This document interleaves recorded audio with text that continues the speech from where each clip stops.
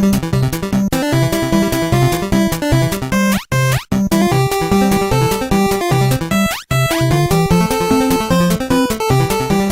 up, everyone? Welcome to my adventures in Hotline Miami. Hotline Miami is a special kind of strange. It's kind of like a psychedelic trip fueled by nostalgia for the 80s, and it's full of these really pulsing, clashing, intense visuals. It's got a feverishness, like an intensity to it that just kind of is on the tip of my tongue. It's the kind of feeling that takes a certain kind of a mix of aesthetic and tone and pace to elicit, and it's the kind of feeling that I really only get out of movies and books like Fear and Loathing. It's that kind of special intensity and a feverishness it has. And Hotline Miami is a monument to excess and ultraviolence, and it features fairly minimal mechanics, nothing quite on the level of like Dear Esther or anything. It has this really nice top-down level design. It's really tight and responsive. I love Hotline Miami. And it kind of came out of nowhere last year. It features music composed by a lot of designers, including the likes of Jasper Burns, who's of Lone Survivor fame, among other less well-known, more obscure games. And this old gentleman here is just explaining the controls to us. I can't remember if he's supposed to be a reference to someone. There are a lot of talking heads like this and a lot of masks that you can collect in this game that are references to other game designers or other musicians who are well-known within the nerdy kingdom. Like some kind of class of animals. Just gonna teach us how to punch people, finish them off. Yeah, it is an intense looking game. I really like the aesthetic. Like I say, it's influenced a lot by movies like Drive. Like just the dirty, gritty, unpleasant side of the 80s that movies like that portrayed. This is teaching us that we can go into the room here, take the bat, murder this dude a little more efficiently. And now we can get a gun. Come on, I don't feel like hearing the old hobo man talk. Yes, there we go. So yeah, that's what he's teaching us here in the tutorial. That's, for the most part, what the game has to offer us. Like he said, you can throw weapons, but the bulk of it is just gunplay, the melee play, all really tight and responsive, all really nice. You can use the doors to your advantage as you can knock them over. There's also a mask that I already have unlocked that lets you kill enemies as soon as you hit them with a door. The game, for as fast-paced and unforgiving as it is, everything kills you in one hit.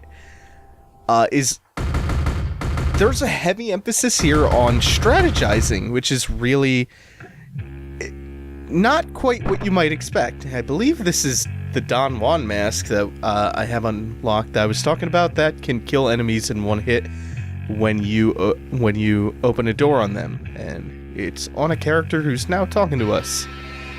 The story of Hotline Miami is pretty minimalistic. It is about as feverish and incoherent as the rest of the game, but the ambiguity is much appreciated in something just so bizarre. Yeah, because Hotline Miami really came out of nowhere. It came out of at the end, I believe, of last year.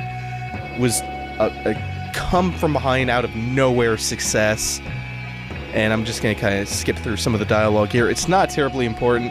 I would encourage you to pick this up. It's, I think, like $10-15 at most on Steam right now. It's usually discounted. Worth every penny. I believe the game is divided up into about 16, I'm gonna say, main chapters, and then 4 bonus ones for a character named Helmet. The character that you're playing now is named Jacket. And the whole game is about ultraviolence. Everything from the mechanics to any underlying subtext the game might have, it's all about violence. And it features, just this really intense visual style, full of almost neon colors, dirty neon colors in this old retro style, rendered in this style. So April the 3rd, kind of an important date. It's where we're going to start off in the main section of the gameplay in just a moment. This is Jacket's house, and we're going to be slowly uncovering the events of the game. I'm not going to be doing a full playthrough. I might in the future. This is just to indulge, talk about this game a little bit because I love it so much. It's one of my runner-ups for Game of the Year. You can check out my Game of the Year post on selectpauseplayed.wordpress.com. Nothing he's saying is terribly important. It's obviously exposing plot elements, but plot is more or less disposable. The subtext is actually pretty interesting. I'll get into that once we actually get into the bulk of the gameplay here. So, list of ingredients. Yeah. Don't care what you have to say just yet. It's not that big of a deal. Oop. Why can't I not pick you up yet? Come on. There we go. This is the chicken mask. I can't remember what his name is or what he does, but we're going to be finding out more about the masks in just a second. This is a new playthrough with a bunch of the stuff that I have already unlocked, including most of the masks. There is a secret one that, as of, I think, like a month or two ago, the designers at Denaton, I can't remember how that's pronounced.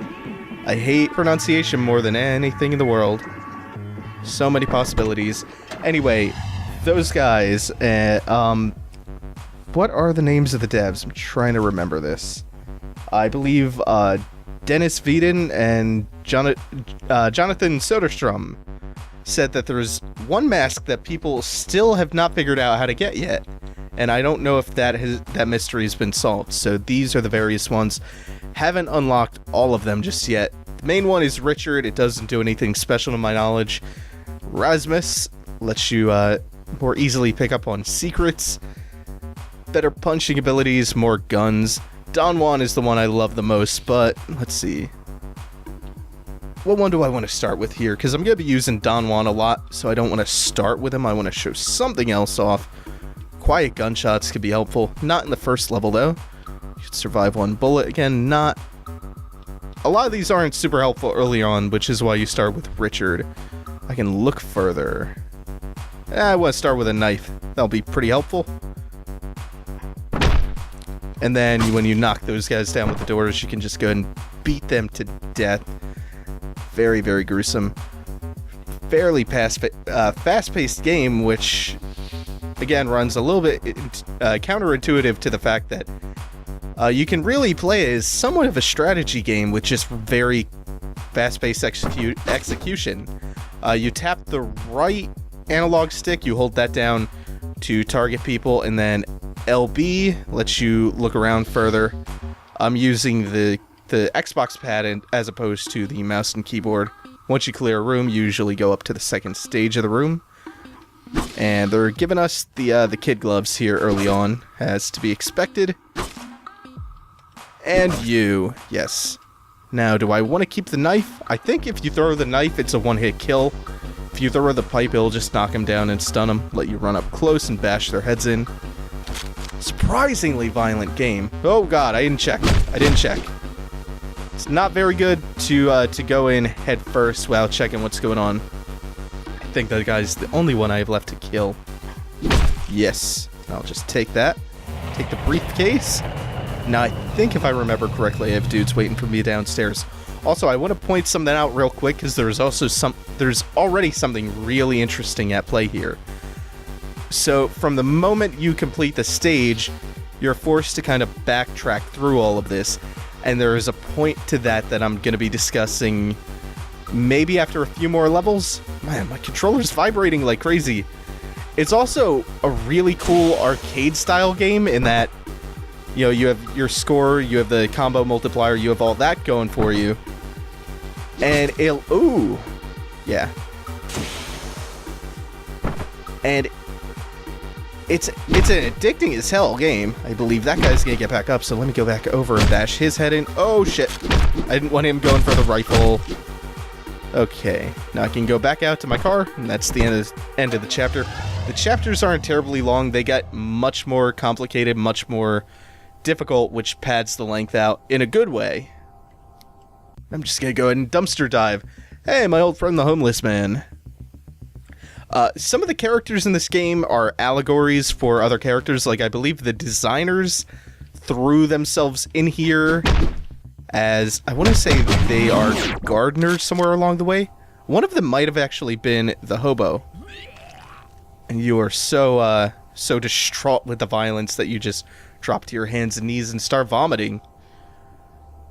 And the designers put themselves in here not just as an act of self-indulgence or ego, but because they felt that they were kind of being hypocrites in the message that they wanted to send with this game.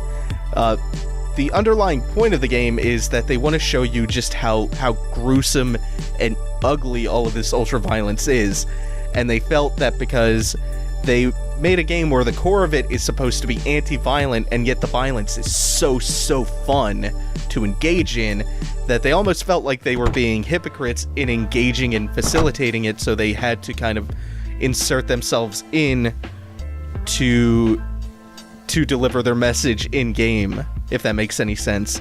And I'll talk more about, like, what the game's goal is and how it kind of fails to deliver on that goal more momentarily. Getting so caught up in how much I love it.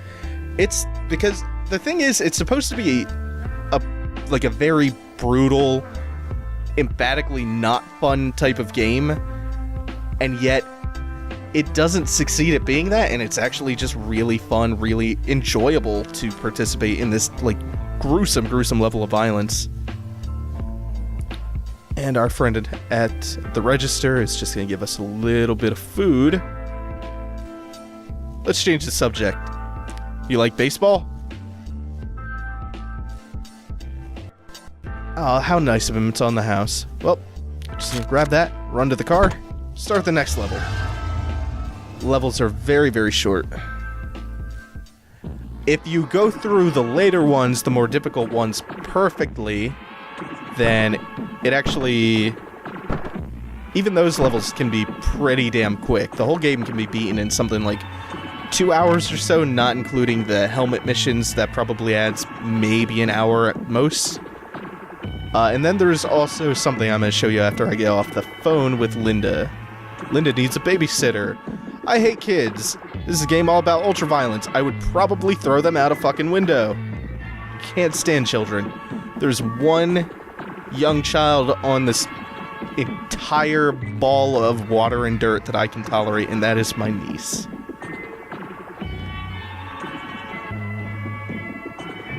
Okay. Not particularly concerned with the conversation. I'm just trying to show off a bunch of things about the game.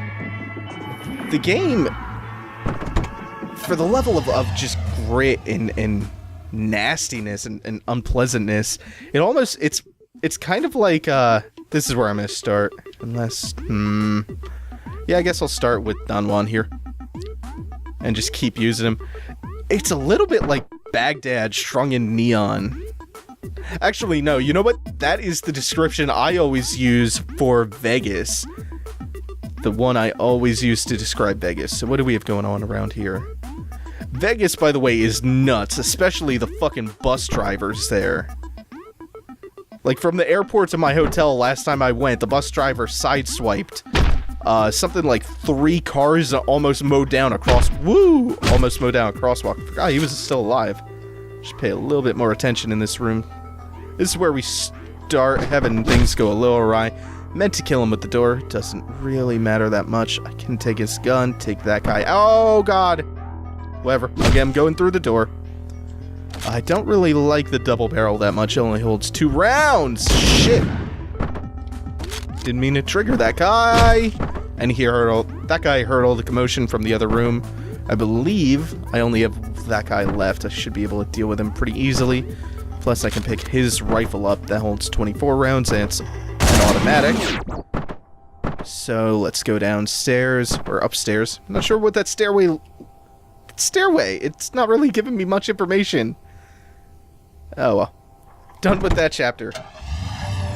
So yeah, my bus driver in Vegas last time I went almost mowed down a whole crosswalk full of people and sideswiped like 3 cars. And then he U-turned over a planter.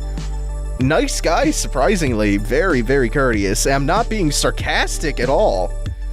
Like, he even gave me directions to my hotel after he dropped me 3 blocks away from it in a fucking parking garage in the Harris. None of that. Again, none of that sarcasm, though. The guy was super nice. I got an A-. All that double exposure. Going around exposing people in dirty Miami. It's the pizza guy. It's the same guy from the convenience store. And I hope you guys can speed read. It's not terribly important dialogue here.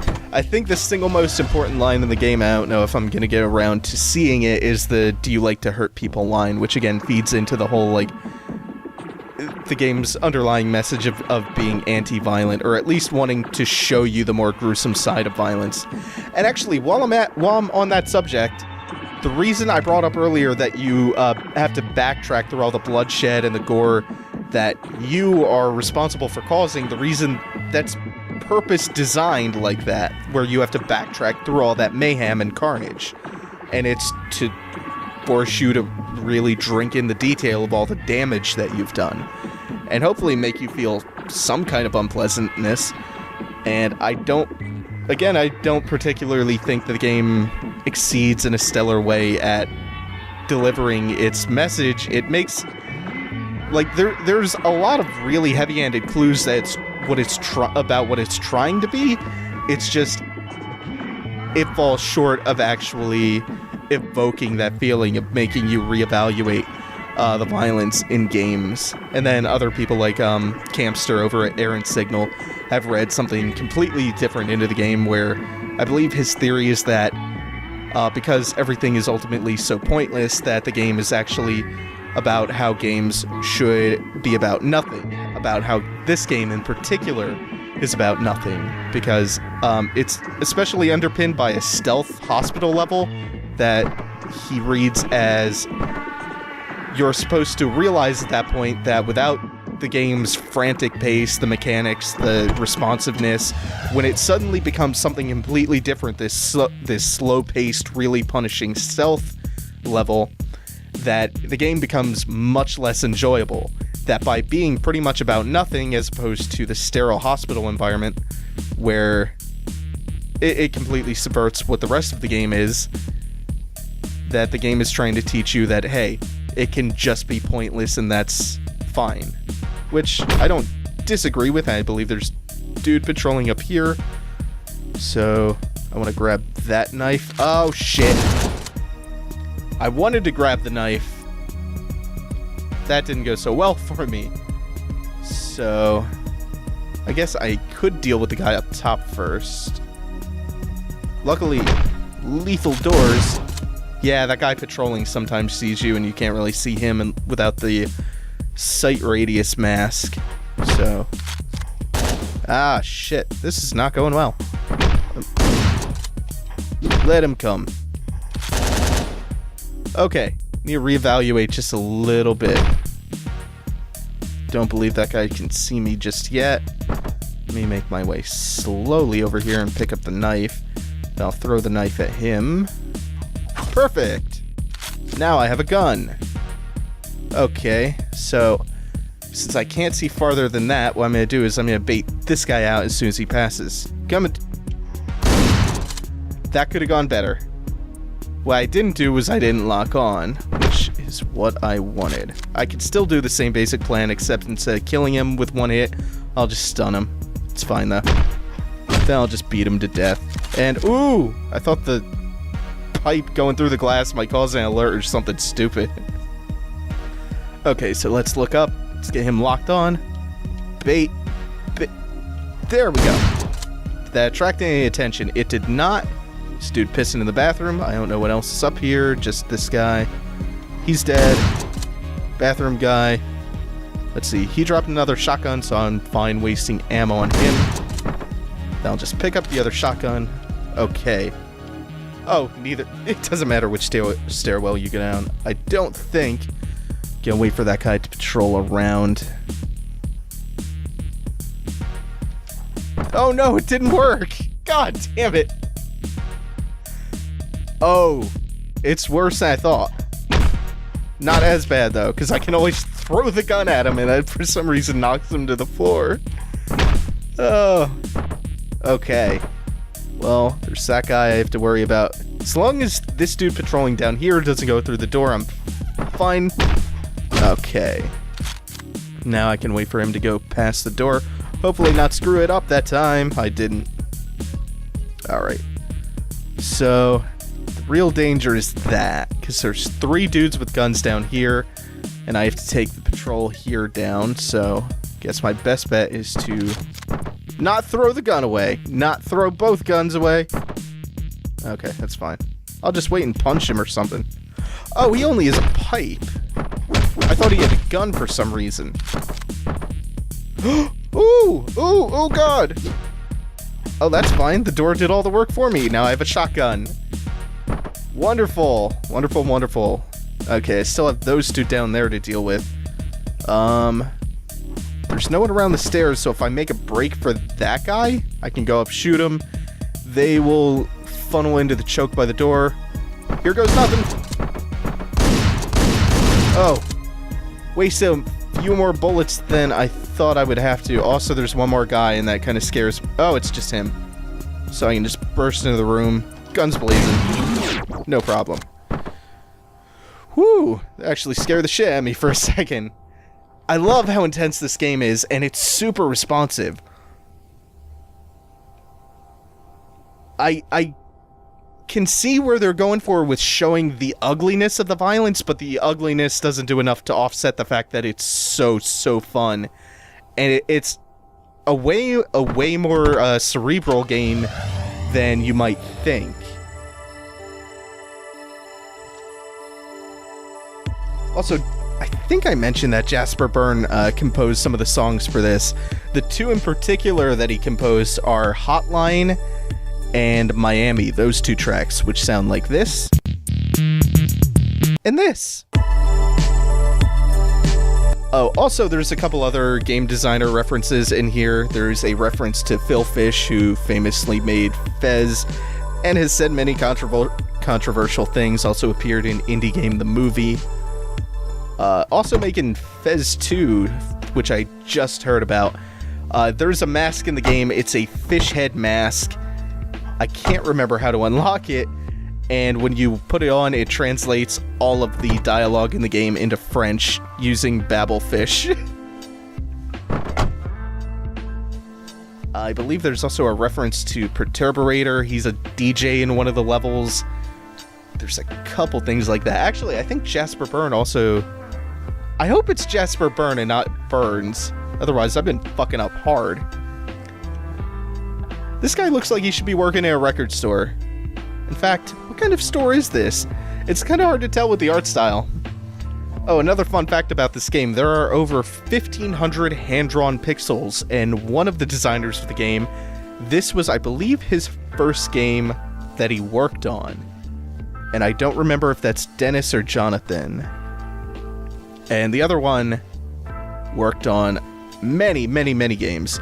Also, this game was made in Game Maker, which is a gigantic triumph because, I mean, there are things like the floating talking heads, but overall, the style of it, you wouldn't really expect this to be a game made in Game Maker.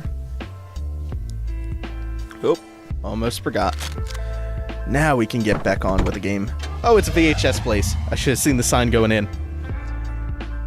Also, I don't know if it's both of the devs or just one of them. I really wish I could remember which one was responsible for which things. One of them is in a band called Keyboard Drum Set Fucking Werewolf, which is rad. Nice. And that's going to do it for this episode, folks. Thanks for watching. Take it easy. Have a good one.